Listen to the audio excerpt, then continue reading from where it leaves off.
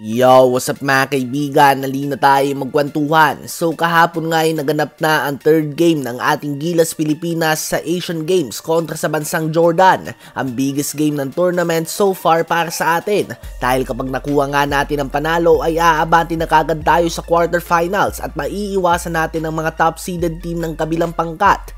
Ganun pa man, pinulbos nga tayo ng Jordan. Tinambakan nila tayo sa score na 87-62. Si RHJ o Ronde Hollis Jefferson ay nanguna sa Jordan. Siya ay nagtala ng 24 points, 6 rebounds, 9 assists, 2 steals and 2 blocks on 7 of 17 shooting sa field and plus 25 sa plus minus. Habang sa atin naman ay gumawa nga si Justin Brownlee ng 22 points, 2 rebounds, 3 assists and 1 steal on 8 of 22 shooting sa field and 2 of 10 shooting naman sa 3-point line. At ito nga ang malala, negative 24 siya sa plus minus. Ibig sabihin ay na-outscore ng Jordan ang Gilas ng 24 points habang naglalaro siya.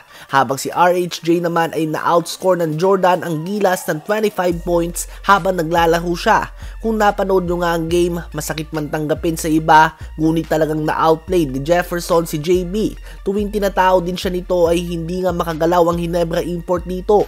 At dahil dyan ay nababatikos nga si JB ngayon o more on nakukumpara kay Jordan Clarkson. Yung mga fans nga na nagsabi na dapat si JB na lang daw kaysa kay JC ay binabalikan na ng ilang Gilas fans. Hindi nga daw ito makapalag kay RHJ. Paano pa nga daw ito ilalaban sa World Cup? Malayo pa nga daw ito sa NBA caliber and 6-man player of the year winner Jordan Clarkson. Magaling nga daw si JB ngunit pang PBA lang nga daw ito. At kitang-kita nga daw ang pinagkaiba nila ni Ronde Hollis Jefferson. Mas active, mas bata, mas mabilis at mas magaling nga daw ito.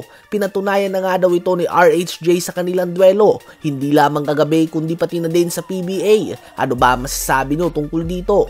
Ngayon ay tumungo naman tayo kay Austin Reaves. Nakita nga natin ang kanyang pag-improve ng gusto from being an undrafted player na walang minuto, nasa dulo ng rotation, to a bench player, to a 6-man role, hanggang sa naging shoe-in na nga siya sa starting lineup ng Lakers at naging miyembro pa siya ng Team USA at naging isa sa mga biggest contributors nila.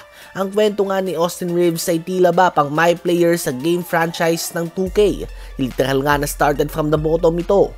Siya na nga ang kinoconsider na member ng Big 3 ng Lakers kasama sila LeBron James at Anthony Davis. Akala nga ng iba ay another case lang ito ng Linsanity. Sinasabi nga ng madami noon ay tingnan natin sa playoffs. Well, mas gumanda pa nga ang kanyang performance sa playoffs mga kaibigan.